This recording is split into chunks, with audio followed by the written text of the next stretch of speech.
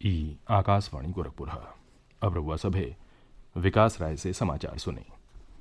प्रधानमंत्री नरेंद्र मोदी देश में किसानन के जिंदगी के कायाकल्प क केंद्र सरकार क प्रतिबद्धता दोहरौले हवें। पीएम किसान सम्मान निधि योजना क आज 2 बरिस पूरा भइले के मौका पर श्री मोदी ट्विटर पर कहलें कि ई योजना देश क किसानन के जिंदगी के आसान बनावे बदे खास भूमिका निभौले हौ।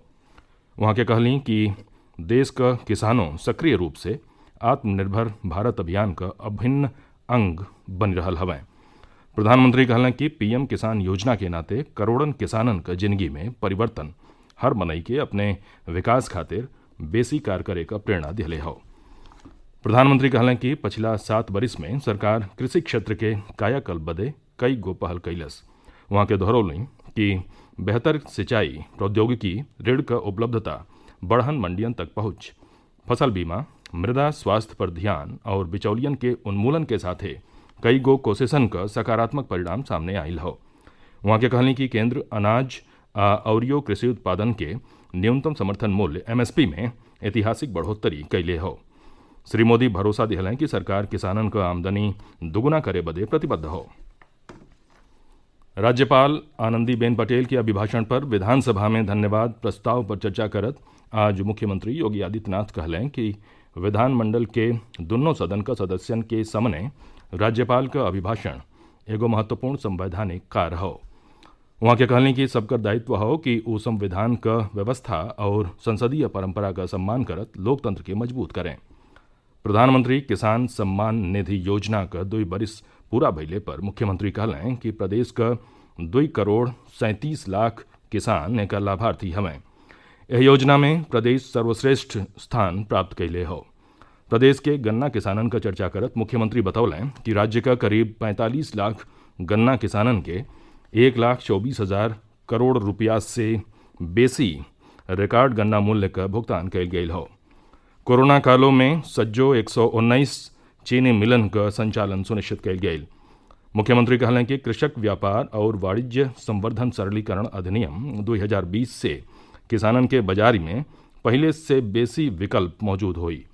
ऐसे उन्हें अपने उपज का बेहतर दाम मिल सकी। वन नेशन वन राशन कार्ड के अभिनव प्रयास बदे मुख्यमंत्री प्रधानमंत्री नरेंद्र मोदी का आभार जतावत कहलें कि अब प्रदेश का कौनो श्रमिक देश में कहीं भी रही तो ओके राशन मिल सकी, सतही सामाजिक सुरक्षा का गारंटियो मिली। सरकार सार्वजनिक क्षेत्र क बैंकन से कहले हौ कि पीएम स्वनिधि योजना में ऋण वितरण क प्रक्रिया के आसान और तीव्र बनावल जाओ।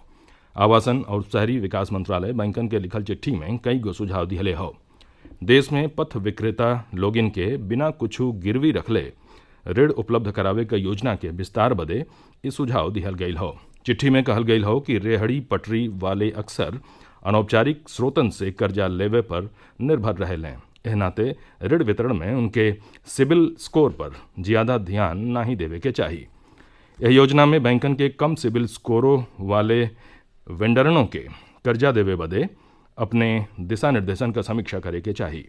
मंत्रालय इहो बतौले हो कि लोगिन के एक्के जगह कर्जा का सज्जो औपचारिकता सुलभ करावे बदे बैंक अधिकारी देश के कई गो शहरन में शिविर आयोजित करी हैं। मंत्रालय यह योजना में कर्जा का करीब 40 लाख अर्जियन का समीक्षा कैले हो। एमन से 20 लाख से बेसी अर्जी स्वीकार कैल गयल हो। प्रधानमंत्री नरेंद्र मोदी यह महीना का 28 तारीख के आकाशवाणी पर मन की बात कार्यक्रम का 74वीं कड़ी में देश और विदेश का लोगिन के साथे अपन विचार साझा करिए। एगो ट्वीट में श्री मोदी लोगिन से एकरे खातिर प्रेरक घटनाक्रमन के साझा करे का आग्रह कैलें। वहाँ के जनवरी में मन की बात कार्यक्रम में कला, संस्कृति, पर्यटन और कृषि नवाचार से लेके कई गो विषयन पर प्रकाश डाले रहलीं। लोग नमो ऐप चाहे माई GOV ओपन फोरम पर अपन विचार साझा कर सकेलें। मथुरा जिला में यमुना एक्सप्रेस वे पर ढेर रात एगो सड़क दुर्घटना में 7 जने क मौत हो गई। सज्जो मृतक हरियाणा के जिंद जिला का रहवैया रहलें। पुलिस बतौलस की दुर्घटना 9 झील थाना क्षेत्र का माइलस्टोन 68 के लगे ओह समय भइल जब एगो टैंकर अनियंत्रित होकर डिवाइडर तोड़त सड़क के दूसरे ओर जा रहल कार से लड़ गई। दुर्घटना में कार सवार 7 जने का मौके पर मौत हो गई। घटना का सूचना मिलते पुलिस और यमुना एक्सप्रेसवे प्रबंधन का टीम मौका पर पहुंच गई। जिलाधिकारी और एसएसपी भी दुर्घटना वाली जगह पर पहुंच के हालत का जायजा लिहलें। समाचार पूरा भइल। नमस्कार।